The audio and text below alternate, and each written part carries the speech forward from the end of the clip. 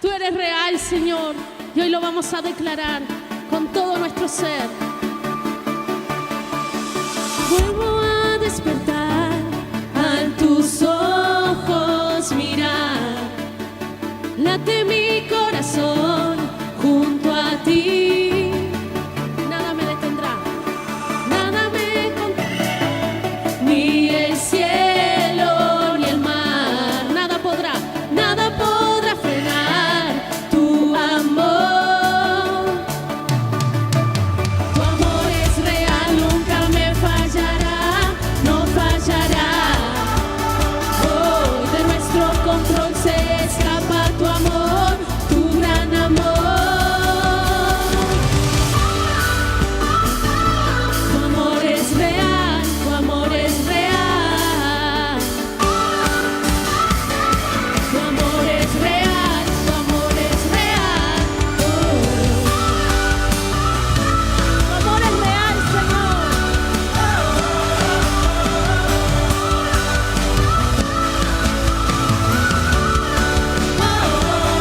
Estás aquí siempre tan cerca, llenas de vida mi corazón. En ti, Jesús, yo soy libre. Tu amor es real, tu amor es real. En tu corazón me encuentro, no me dejarás. Soy tuyo, soy tuyo.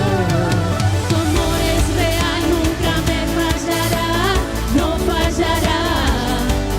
Hoy de nuestro control se escapa tu amor, tu gran amor. Estás aquí siempre tan cerca, llenas de vida mi corazón. En ti, Jesús, yo soy libre. Tu amor es real, tu amor es real.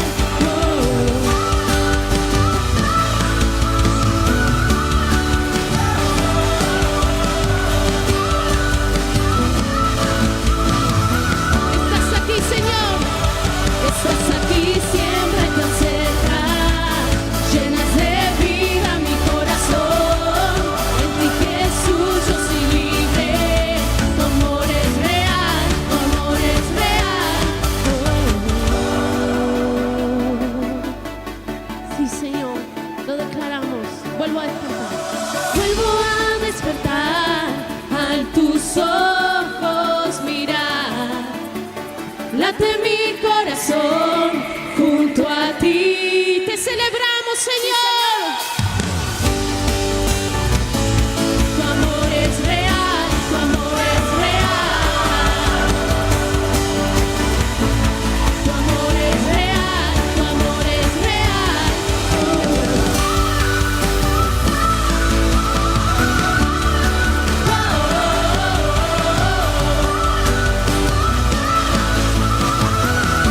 Estás aquí, Señor.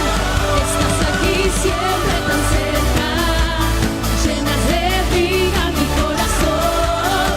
En ti, Jesús, yo soy libre. Tu amor es real, tu amor es real. Dice Romanos 8:28. El título es Más que vencedores. Y dice así: y sabemos que a los que aman a Dios, algunas cosas les ayudan a bien. Perdón, quería saber si estaban atentos. Y sabemos que a los que aman a Dios, todas las cosas les ayudan a bien. Esto es, a los que conforme a su propósito son llamados. Porque a los que antes conoció, también los predestinó para que fuesen hechos conformes a la imagen de su Hijo, para que Él sea el primogénito entre muchos hermanos. O sea, de que antes que Él te haya predestinado, antes que te haya formado, Él ya te conoció.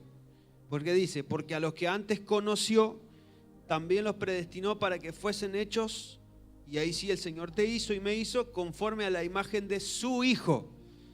O sea, que te conoció antes de diseñar todo el propósito y la predestinación para tu vida, y antes de formarte. ¿Sí? ¿Y cómo te formó? Conforme a la imagen de su Hijo. Siempre me acuerdo una cosa que dijo el pastor una vez. Dios no se desprecia. Tanto es así que Él te hizo a su semejanza. Si no, no te haría a su réplica. Por lo tanto, si tú te desprecias, desprecias a la semejanza de aquel que te creó. ¿Sí? Por lo cual dice, el Señor dice, amarás a tu prójimo como a ti mismo. Al Señor con toda tu fuerza, toda tu mente, ¿verdad? Y todo tu corazón. Pero a tu prójimo como a ti mismo. Entonces, debemos amarnos porque es un mandamiento. Entonces dice el versículo 30. Y a los que predestinó, a estos también llamó. Y a los que llamó, a estos también justificó. Y a los que justificó, a estos también glorificó. ¿Qué pues diremos a esto? Si Dios es por nosotros, ¿quién contra nosotros? El que no escatimó ni a su propio Hijo, sino que lo entregó por todos nosotros, ¿cómo no nos dará también con Él todas las cosas? ¿Quién acusará a los escogidos de Dios? Dios es el que justifica. ¿Quién es el que condenará? Cristo es el que murió, más aún el que también resucitó, el que además está a la diestra de Dios, el que también intercede por nosotros. O sea, ¿quién se va a meter con nosotros? ¿Quién nos separará del amor de Cristo? Tribulación, angustia, persecución, hambre, desnudez, peligro, espada. Como está escrito, por causa de ti somos muertos todo el tiempo. Somos contados como ovejas de matadero. Antes, en todas estas cosas, somos más que vencedores por medio de aquel que nos amó. Por lo cual estoy seguro de que ni la muerte, ni la vida, ni ángeles, ni principados, ni potestades, ni lo presente, ni lo porvenir, ni lo alto, ni lo profundo, ni lo geográfico, ni lo que se mide a través del tiempo, ni lo pasado, ni lo futuro, ni ninguna otra cosa creada. Dice versículo 39, ni lo alto, ni lo profundo, ni ninguna otra cosa creada nos podrá separar del amor de Dios que es en Cristo Jesús, Señor nuestro. Ni tú ni yo nos podemos separar del amor de Cristo, porque ha sido su deseo amarnos, pero podemos vivir como gente amada o como gente, o como gente despreciada. Esa es nuestra decisión. ¿Sí? Esa decisión es nuestra. La decisión de Dios es amarnos.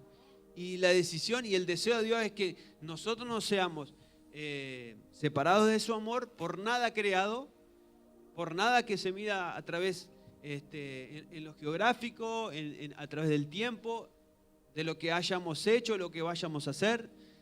Nada nos puede separar del amor de Dios.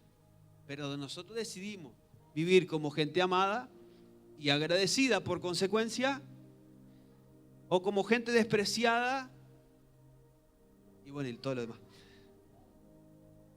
Esta carta el apóstol Pablo la escribe y viene hablándole a gente que, recordándoles y explicándoles que son libres. Hermanos, Pablo le viene explicando, hermanos, son libres de la ley, son libres de mandamientos, son libres de limitaciones. Ustedes, muchachos, contexto actual, son libres. Son libres de la ley del pecado, son libres de la condenación. Más atrás dice, ahora pues ninguna condenación hay para los que están en Cristo Jesús, los que no andan conforme a la carne, sino conforme al Espíritu. Por eso le puede decir a gente como a los romanos en este pasaje que acabamos de leer, todas las cosas ayudan a bien. Porque le está hablando a gente y le dice conforme al propósito, y dice y a los que aman a Dios. Después léanlo, pero en este capítulo y en el anterior, el apóstol Pablo recuerda, nosotros podemos clamar Abba Padre. O sea, él te está diciendo, nos podemos acercar a Dios por la persona que es Dios. Y no acercarnos a Él por causa de la ley o de un mandamiento. Y por eso es que dice, somos libres de temor.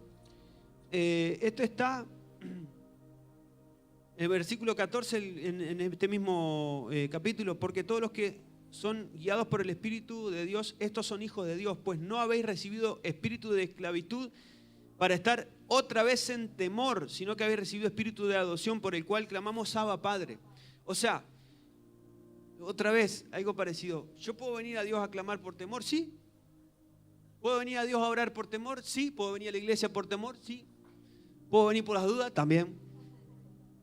¿Puedo orar por las dudas? Sí, también. ¿Puedo diezmar por las dudas? Sí, puedo diezmar por las dudas. ¿Puedo diezmar por miedo? Sí. Conozco mucha gente que lo hace, yo lo hacía, diezmaba por miedo. Oraba por miedo, iba a la iglesia por miedo. Eso es la esclavitud encarnada. Eso es la esclavitud encarnada. Ahora, cuando vos estás mirando la hora y te estás preparando porque quieres ir para la iglesia, eso es otra cosa. ¿Entendés? Porque estás deseando en un momento de congregarte con tus hermanos. Y por ejemplo, estás orando por tus hermanos o estás aún en tu casa separando lo que es la ofrenda o el diezmo, en fin. No estás diezmando por miedo, no lo haces por temor, no lo haces por guarda que te agarra el diablo, entonces el devorador se pone bravo, la cosa está... ¿Verdad? Por obligación, para que el devorador no me devore. Y sí, hay promesa, claro que sí que hay promesa. Pero si yo hago algo y lo hago en temor, no procede de la fe. Y todo lo que no procede de fe es pecado. O sea que ¿puedo orar en pecado? Sí, puedo orar en pecado, porque estoy orando sin fe, sin proceder de la fe, porque estoy dudando. Entonces, ¿qué dice el apóstol Pablo? Le habla a la gente que le dice, miren, muchachos, ustedes son más que vencedores. Y como viven ahora en el Espíritu, según el Espíritu, y no según la carne, ustedes pueden venir a Dios a decirle, Abba Padre, papito Dios, quiero estar contigo. Y como hijo, sí, tengo por supuesto derecho a sus promesas. Si soy su hijo. Soy su hijo. Amén. Y dice que soy libre de la ley del pecado, porque Él me toma para sí. En su muerte me hizo libre de esa ley y en su resurrección me hace vivir. Una embajada es un territorio de un país, ¿no es cierto? Dentro de ese edificio, dentro de ese terreno, se cumplen las leyes de ese país. ¿No es cierto? Ok. Tú eres el territorio, el embajador, a través del cual el Señor establece la ley de su reino en un territorio que es tu corazón, que eres tú. Pero para que eso suceda, para que eso ejerza, debo reconocer que Cristo murió por mí y que ahora soy libre de la ley del pecado que me condenaba y que yo ahora tengo espíritu de adopción. Soy un hijo enviado, como el Señor en distintas ocasiones usa una parábola. El señor de la viña envió a su hijo para, ¿se acuerdan? Para tomar posesión de lo que le pertenecía. ¿Se acuerdan más o menos? Ok, tú eres su hijo enviado, pero para tomar posesión de lo que le pertenece a él, para restablecer el reino, primero en ti, primero en ti, ¿sí? Primero en mí.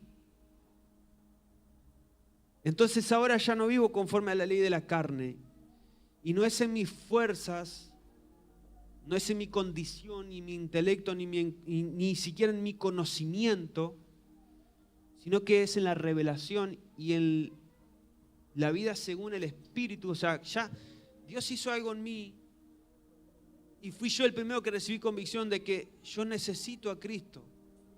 Entonces después ahí recién se va a reflejar que otros necesitan, esos a los que yo, según la carne, según mi fuerza, según mi intelecto, según mi yo, le abro la cabeza a fierrazo y le hago entrar la Biblia para que entienda. Entonces, es distinto, es diferente, porque yo primero me dejo conquistar por el Rey para que Él establezca su reino de paz y de amor en mí, ¿sí? Y ahora bajo la ley del Espíritu entiendo.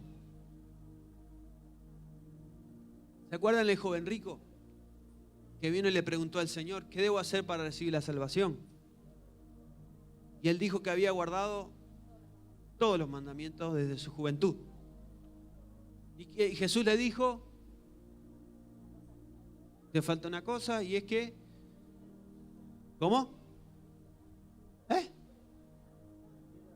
Que vendiera las posesiones y se le diera a los pobres. Ok, guardar los mandamientos, mi hijo, no te alcanza. Necesitas de la gracia. Esa que cantábamos hoy, la gracia y el perdón son frutos de vivir en comunión. No nos alcanza. Y vivir queriendo guardar los mandamientos, queriendo guardar la ley de la cual el Señor nos hace libre, porque aquí en el versículo, no lo voy a leer, pero en el capítulo 7, Pablo hace una analogía con el matrimonio. Y él dice, la mujer no se puede volver a casar mientras el marido esté vivo. Pero el Señor murió para hacernos a nosotros libres de esa ley. Pero ahora en su resurrección tenemos la oportunidad, ya libres de toda ley de condenación, de tener una nueva vida de comunión con el que ha resucitado, con Cristo Jesús, con nuestro amado Señor. Esto es tan grande, es tan profundo, y es muy probable que yo ni la milésima parte pueda compartir de lo que el Espíritu Santo en realidad puede llegar a ministrarnos a través de este pasaje, porque es maravilloso. Y si alguna vez viviste atado al miedo, a fallarle a Dios, y si alguna vez viviste y llegaste en algún instante a poder escucharte, y el Espíritu Santo por un instante te pudo traer convicción genuina de la forma que muchas veces hablamos, y lo hacemos en temor muchas veces, lo hacemos en incredulidad, en duda hacia Dios, pues dice que todo lo que nos procede de fe es pecado. Hacia Dios le expresamos desconfianza. Pero el Señor dice que podemos ahora clamar Abba Padre, o sea, Papito Dios, Padre bueno y todo lo que se te ocurra. Por eso es que nosotros leíamos que a los que aman a Dios, todas las cosas les ayuda bien. Esto es conforme al propósito que son llamados. ¿Cuántos aman a Dios? Bueno, ¿tú sabías que fuiste llamado con un propósito?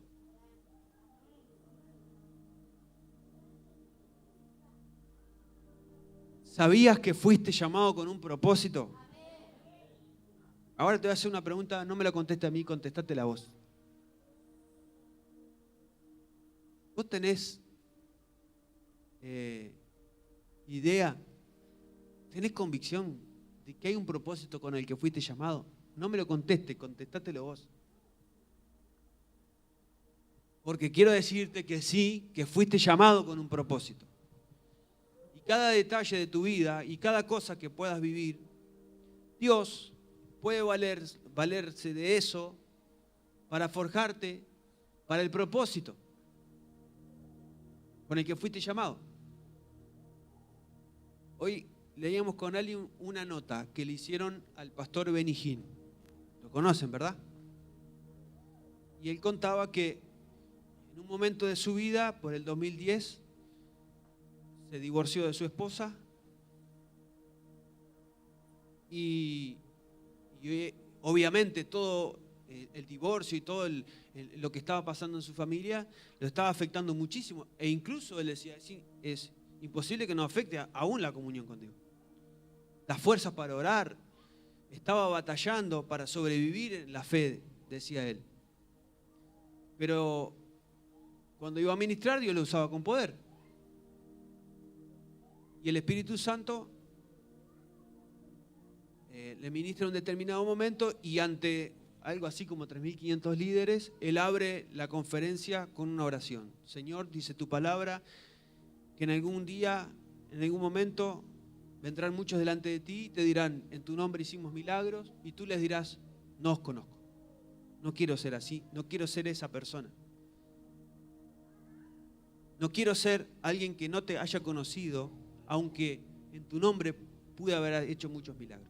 Más o menos así empieza la conferencia, este pastor. Y él pudo entender que una cosa es la unción del oficio para el ministerio otorgada por Dios y otra cosa es la unción personal, donde fluye la relación con Dios. Y si la unción personal donde fluye la relación con Dios se debilita, la unción del oficio del ministerio va a aplastarme. No la voy a soportar, me va a destruir. Y vos decís, es tremenda enseñanza, pero ¿en qué momento la recibe la revelación? En el peor momento de su vida. Nosotros sabemos que después él se restauró con su esposa y se volvió a casar. Y restauró a sus hijos. Pero, y vos me decís, ¿y esto qué tiene de bueno?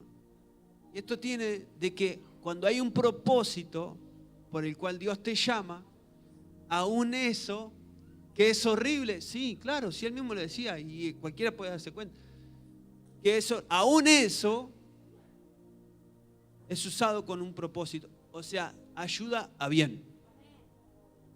Y vos te pensás que una persona que después sale de ahí, la unción es la misma, y no me refiero a la unción ministerial, me refiero a la unción de la comunión. ¿Es la misma? No, no es la misma. No es la misma. Es mucho más fresca, es más íntima. Sobre todo es más íntima. Hay autoridad, como dice la pastora, porque hay autoridad. Entonces, y sí, le pregunto a Dios, sí le pregunto a Dios. A veces el por qué o el para qué, o si hay una consecuencia, o si fue producto de mi decisión. Claro que sí que le pregunto. ¿Cómo no le voy a preguntar? Pues se lo pregunto a él y yo sé que me contesta y cuando viene su respuesta, él te hace ver todo de una manera diferente, que él está contigo, que él está trabajando, pero no solo que está trabajando para resolver una situación, que él está trabajando acá. Entonces vos decís, no está al lado mío, está en mí. Amén. Porque dice que a los que antes conoció también los predestinó para que fuesen hechos conforme a la imagen de su Hijo, para que Él sea el primogénito de muchos hermanos. Y a los que predestinó, a estos también llamó. Y a los que llamó, a estos también justificó. O sea que la justificación de Cristo te hace libre de toda condenación. No hay condenación para los que viven conforme al Espíritu, o sea que viven conforme al el hecho de que Cristo les haya justificado, que tienen presente la cruz. Y a los que justificó, a estos también glorificó. En estos pasajes dice que aún la creación gime por la manifestación de los hijos de Dios. Y el Señor la sujeta, no sujeta, la sostiene, la tiene atada aún, que gime con dolores de parto, hasta el momento que los hijos de Dios sean glorificados con Él. Ahora, el Señor nos llama, nos conoce antes de formarnos, hace un plan, nos predestina, un propósito para el cual Él te va a crear, te crea. Luego que nos crea, nos llama por nuestro nombre, nos llama. Aunque sus ojos vieron nuestro embrión, o sea, los ojos de Dios se metió en la panza de tu mamá y te conocían antes que naciera. Antes que la ecografía 3D existiera, el Señor metió sus ojos en la panza de tu mamá y te conoció. Y entonces naciste y te llamó. Y cuando te llamó, te justificó. Y cuando no podías creer en que alguien podía confiar en ti y que podías confiar en alguien como Jesucristo, entonces Él te glorificó, revelándose a tu vida y diciendo: yo soy el Dios de estos, mis hijos, yo soy el Dios. ¿Hay algo más grande que eso? ¿Hay algún título más grande que ese? A Cristo no lo mataron por llamarle rabino, maestro, profeta. ¿Por qué lo mataron y dijeron, dice blasfemia? ¿Se acuerdan? ¿Por qué fue? Porque dijo que era hijo de Dios. No hay un título mayor que ese. Y no hay gozo, no hay motivo ni gozo mayor que ese. El que hayamos sido llamados hijo de Dios, pero que además podemos clamarle Abba Padre. Así que la oración cambia, es diferente, es otra, totalmente distinta. Amén. Porque vengo en el nombre de mi papá. Soy un embajador, representante del reino de mi papo, de mi padre. Amén, de mi papá. Que es bueno, que es hermoso, que es maravilloso. Amén.